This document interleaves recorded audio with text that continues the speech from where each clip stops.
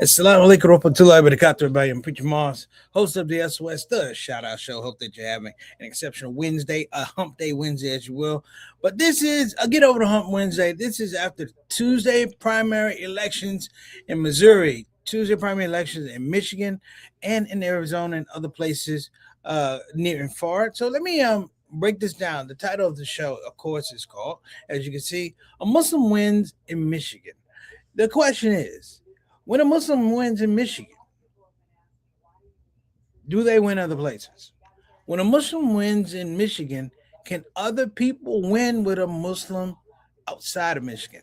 Can other people, I want to say, can other people flourish from this brand of politics, this progressive brand of politics? We've seen the rise of New York Mayor Mamdani. We've seen wins in Colorado. We've seen people who are incumbents be unseated.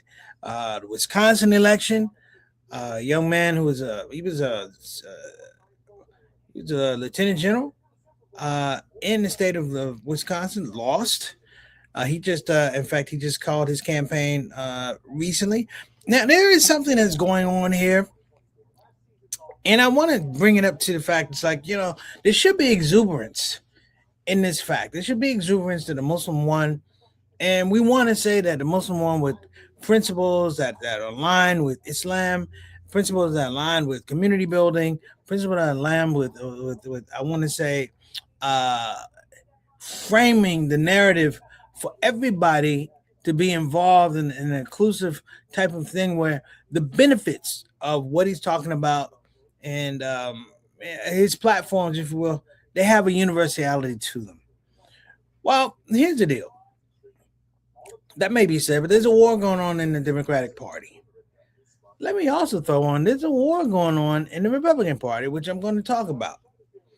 But what I like to do first is invite you to the show.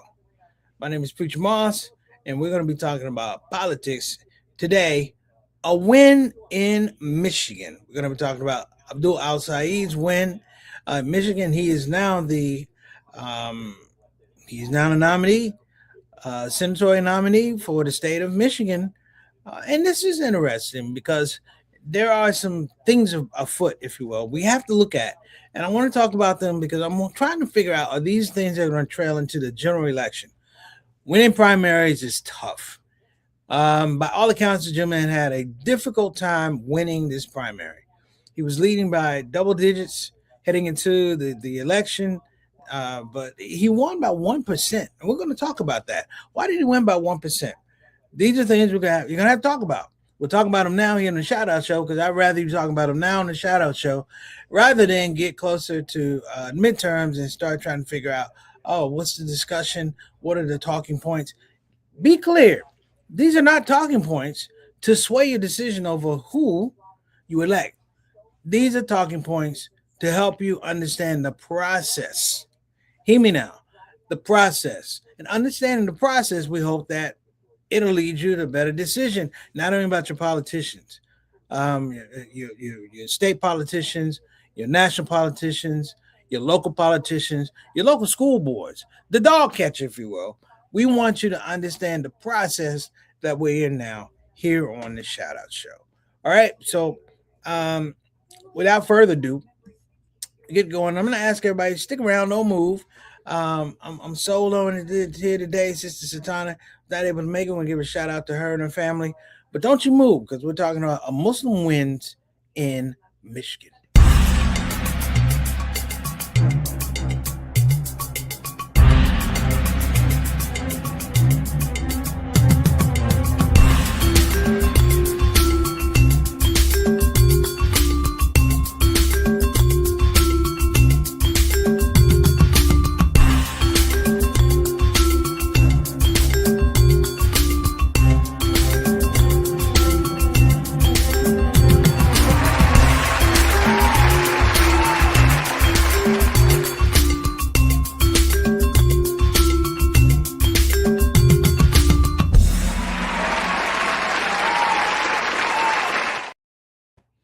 Cool, and we're back. So, listen up, everybody.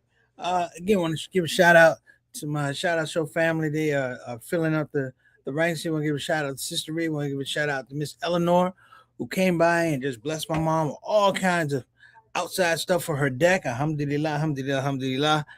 Inclusive of a cooler, charcoal briquettes, and lighter fluid. So whenever that barbecue kicks off, I'll let you guys know. That's number one. Number two, I want to give a shout out to somebody I was reading about, and I'm hoping to maybe get him on the show because this encompasses the politics, if you will. Write this down if you may, and then I'm going to get to our main subject. Write down the name Calvin Duncan. Calvin Duncan. Calvin Duncan was wrongly accused of a crime. He does, I don't know, 26, 36 years. He's incarcerated for a crime he didn't commit. In that time, he becomes a jailhouse lawyer. He wrote a book about it. And his real stories about criminal justice. And it's not just that. He runs for local office. He wins local office. And the local Republican MAGA machine, they couldn't get rid of him. So they eliminated his office. I am hoping to get him on the show. That's number one. Number two, I'm going to encourage everybody to buy his book, Jailhouse Lawyer. That's Calvin Duncan. You want to check him out. Well, hopefully, we're going to have him on the show. I'm going to talk about this guy because I really want to get his take on politics because he became literally behind bars one of the best jailhouse lawyers, helping other people get exonerated, helping people get rights that they were being denied in the prison. So it's beautiful. Okay, I start. Shout out to Sister Reed. Assalamu alaikum warahmatullahi wabarakatuh. Thank you so much for joining.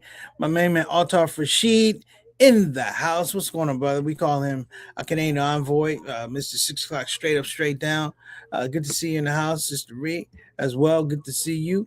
And my main man, Brother Bilal, and his queen, Sister Sonia Dalton, Salahuddin, I'm sorry, Sister Sonia Dalton, is also on the call. Thank you so much. We appreciate you. We got Daniel 23 Nero on the call. Thank you so much.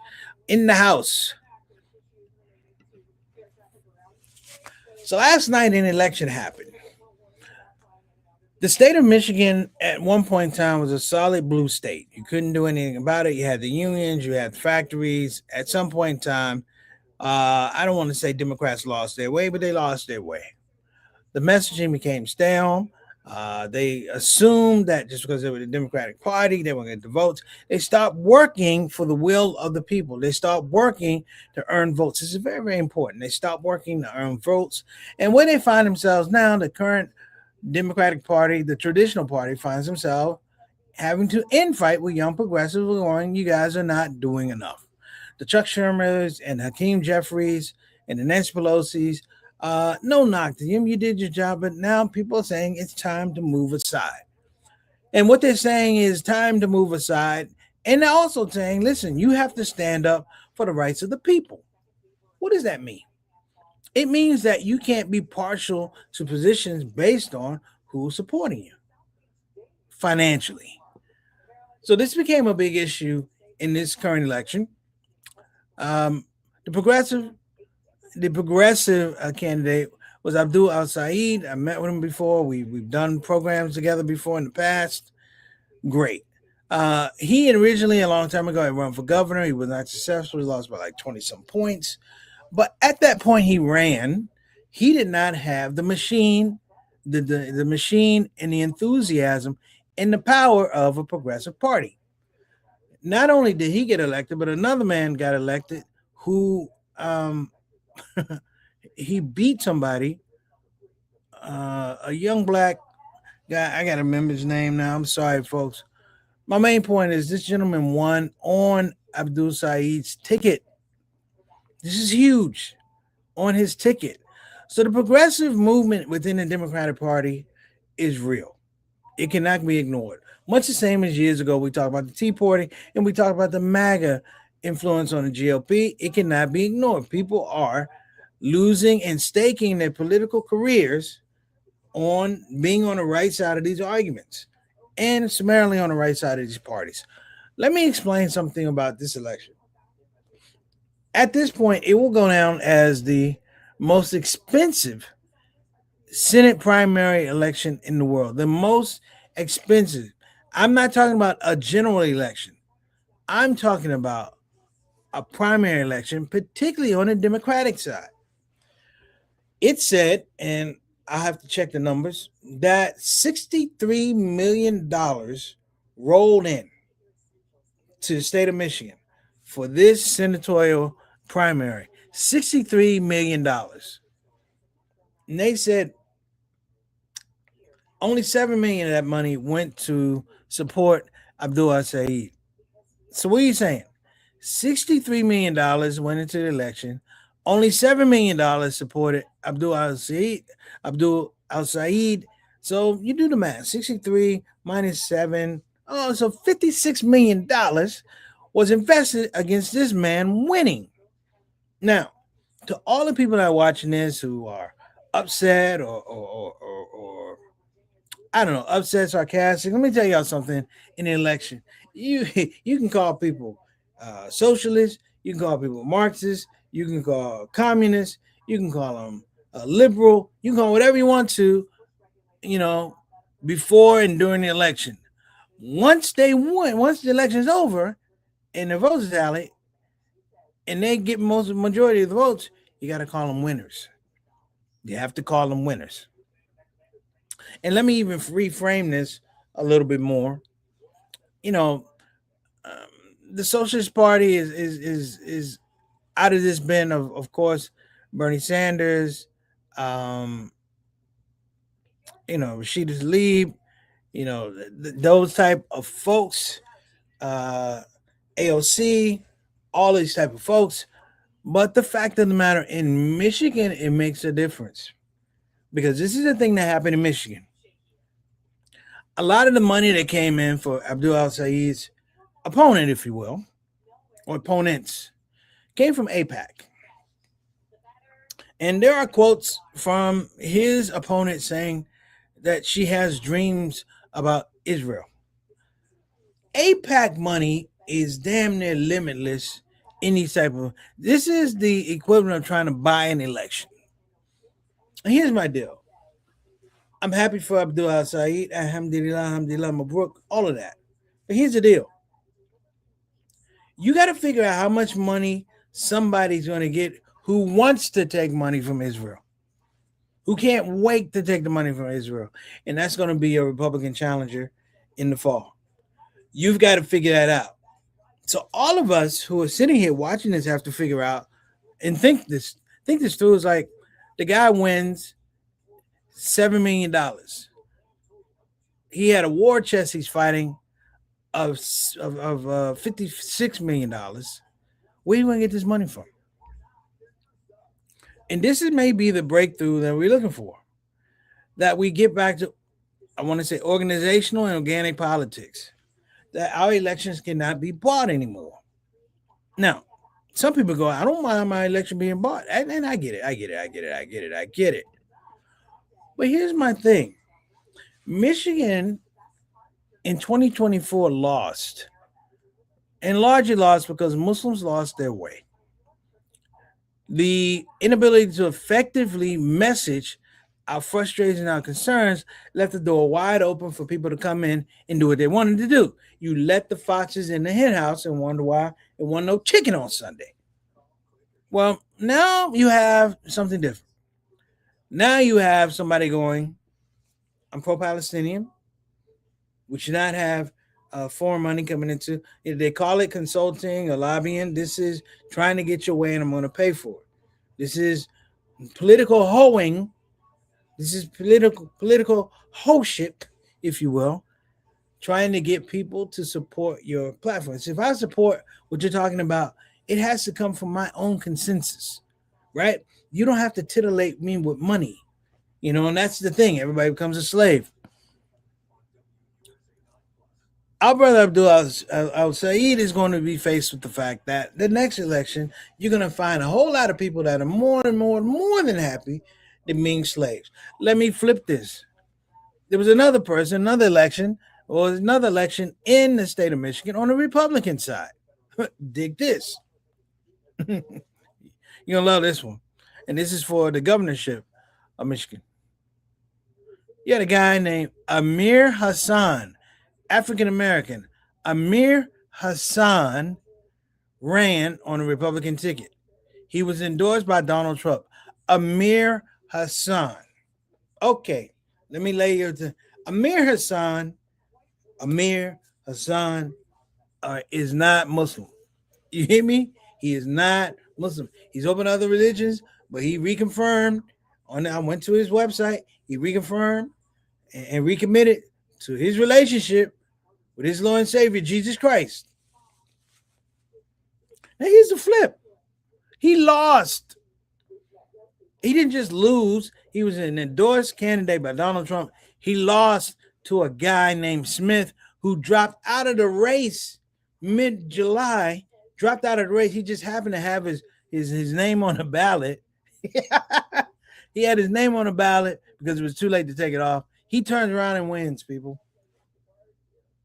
A black man endorsed by Trump with a full campaign loses to a guy who dropped out of the race. Okay, now, I don't know if Amir Hassan got money from AIPAC. I don't know. All I know is, Negro, you on the sidelines. You lost. You lost, and you were the prime thoroughbred that's supposed to bring this thing home, running for governor of Michigan. Now, here's the thing I want us to think about. And I don't want to spend too much time on it, but here's the thing I want us to think about. How much money, well, I want to say how much outside influence and money will play into the state of Michigan elections in terms of choosing a senator. Now, let's figure this out. Traditional Democrats are in the space because they don't know what to do. They keep endorsing the wrong people. They keep endorsing the wrong kind of energy. That's what it looks like. And so they keep losing more and more and more of their traditional seats. The moderate seats are being lost to progressive.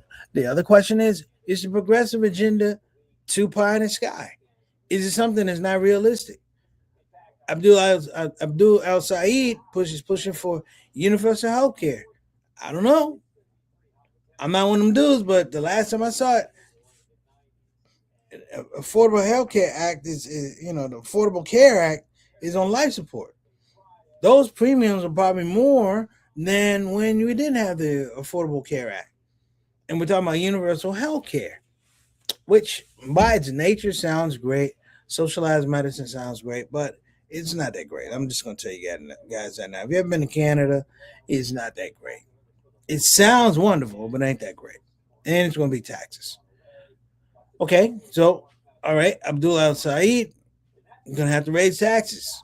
Well, yeah, you're going to have to raise taxes because we've been cutting taxes for so many years. There's nothing for services, nothing for education. And there's sure nothing for healthcare. Here's my question. What is the messaging to people like myself? What is the messaging to people who watch the ShOUT show? What is the messaging for people who come out to my comedy shows or read my blogs or read my Friday reminders? As much as I hate to say it, Michigan is a toss-up.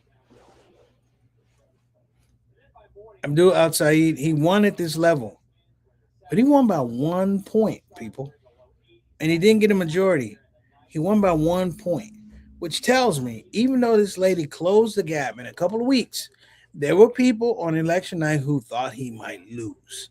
Let me say that. There were people throughout the country, definitely people in Michigan, who thought he might lose because he only won by a point. This was supposed to be a very substantial win for the progressives. Now you begin to see, oh, money matters. Money matters. And in Michigan, no knock to Michigan, but Michigan is not set up like New York City. That was a mayoral race. That's what Madani won. We're talking about a Senate race. We're talking about somebody who's going to come from the state of Michigan and represent them in the Senate. And those races are historically way more important and way more significant than mayoral races. So I'm not saying is this the end of the road for progressive candidates, but I'm going to say is this the jump on point for progressive candidates? Can they make the leap into mainstream politics and carry their platforms with them? Okay. Now, normally I don't get into politics, and there's a reason why. I'm not a believer in either party. I've said that before. And I look at the condition of the people. I look at the condition of the people who voted. I look at the condition of the people who did not vote, who we're supposed to represent. There are people we're supposed to represent. They may never get to the polling places because their lives are in such dispirited ways that voting is not a thing for them. And in that space, we have to create, if you will, a safe space for them and empathize with them. Empathize with the poor person, empathize with the orphan, empathize with the person that works, 60 hours a week and still comes up short on their check. They still don't have a living wage. These are the questions that we need to ask. So I understand the progressive stance. It's a beautiful stance, but let me throw this out here. The Progressive Party is not the poor people's party. The Progressive Party is not the poor people's party like you would think. It's not East Detroit. It's not Southeast DC. It ain't Harlem. It ain't the Bronx, right? It ain't Watts. It ain't Compton, right? It's not Southside Chicago, right? It ain't those spots. It ain't Fifth Ward of Houston, right? It ain't the parishes in New Orleans. You hear what I'm saying?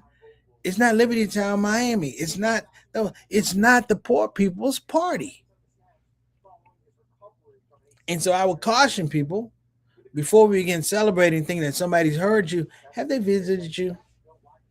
Have they visited you? Have they spent time with you? Did you know them before the election? One of the things that came apart during Kamala Harris's campaign is she didn't know her people. She didn't know her people. She thought I just show up. Let me tell you something. You just don't show up, particularly in elections, and hope that people are going to vote. People are going through things. People are going through situations, hardships, triumphs, failures, everything in between. And what remains is that the human condition still has to be pointed to something that inspires them. And let me be clear. I don't care if it's Abdul El Sayed, anybody, Muslim will tell y'all something. The stories that need to be told these days are the ones that inspire people. That inspire people to the good. That inspire people to change. That inspire people to dream beyond their situations. All right? The Progressive Party does not do that. Not at this level. So you have to figure out if there's a balance with the Democratic Party as presently constructed to somehow get off the high horse and get behind some of these candidates. I put before you, Abdul El Sayed will not win if the Democratic Party does not break from the breast of its bad decisions and irregularities and audacity to believe that people are going to vote for you if you don't provide any services for them that they're still supposed to vote for you. We will lose Michigan. You will lose Pennsylvania. You will lose Wisconsin again. Why? Because the narrative hasn't changed. Beware of the feel good stories, people, because feel good stories don't translate to the ballot. They don't translate to the ballot box. The same way they don't translate to the grocery store where you got to pay more for eggs or you got to pay more for meat. The feel good stories are not that. What it is verified stories. I tell you how much the meat costs. I encourage you to come here because the cost of meat has decreased. The cost of eggs has decreased. Or the ability to send my child to a better school, those options have increased. Those are the things that are inspirational. Now, if we can't see that, and sometimes people can't see that, if we can't get to that point, then this whole election process is a farce. I said this before, and someone got to say, I said, you know what? Blacks must win. Muslims must win. Latinos must win. And somebody said, what about white people? I said, white people must win. I said, but not in the way you're thinking. The competition is, can we be better versions of ourselves as a society and take it to the voting booth and not be afraid to do the business of this person doesn't look like me because it's the right thing to do. That we have transformational politics. And if we can get to that, I think maybe we have a shot at this thing. Because if we don't win, Trump wins. People go, no, he can't be. No, I'm going to tell you guys something. Last week we talked about the United States of irrationality, right?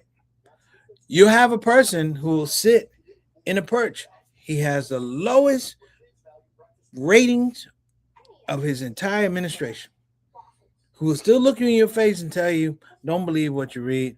Things are great. We're involved in war. If you let him talk long enough, you believe we're not even involved in war, that the war has been solved. If you're talking about the economy, oh, the economy is great. Don't worry about it. It'll turn around. It's great. You're hearing the wrong things. People, given that opportunity, that little space to sprinkle seeds of irrationality, I tell you that this midterm election will be a bellwether for the presidential election. This midterm election, and I hope I'm wrong, it has the danger of somebody saying, you know what, it's all corrupt. We're going to shut it down. We don't need elections.